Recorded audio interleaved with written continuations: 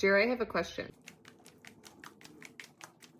Do you think that people who call themselves Christians should be paying attention of what is going on in the world, United States? And I know it's like people don't want to be, they want to be apolitical, but what's your thoughts on that? I think there's a balance there. I don't think we are, as humans, made to hold the weight of what social media allows us to be aware of. Like, I just think as a human, it's too much to know every detail, every story, every example of suffering in the world. So I think you can go to an unhealthy It's just me spectrum, a lot of times. Which is my wife. Yeah. Who, if you have high empathy, that's going to be your struggle on that end. I don't think that's where most Christians are. I think most Christians are over here like, hey, it works for me. I'm good. Don't really care. And it's almost this, like, I choose ignorance as a posture and I'm okay with it. Like, yeah, I don't even know what's going on with them. And that's privilege.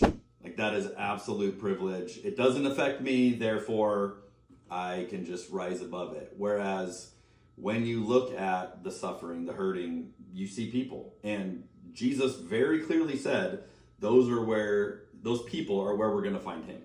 So to whatever degree we say, I'm going to rise above it, I'm going to be above it, what you're above is seeing Jesus in real people around you. What I can't figure out in church settings is that if people were to take that stance, it's like it really disconnects them, I think, to potentially what someone who may be coming into their church may be experiencing. So, like, if someone's worried about, like, I mean, again, I was like kind of like looking up like what things would be political. Like rent can be political. Access to medicine could be political. Obviously, your right to how you want to present yourself or what relationships you have. And it's like, those are all things that I think a lot of Christians would say that they would want someone to feel welcome coming into a church, but then it's like they can afford to not care about it when it comes to voting.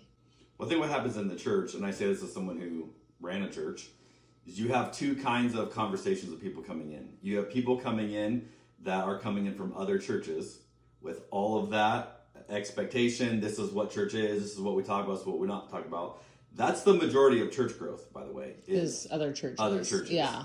And then you have what are considered first generational Christians, which are people who this is the first time they've experienced church, first time they've experienced God. That's a very different conversation because they're way more aware of the suffering.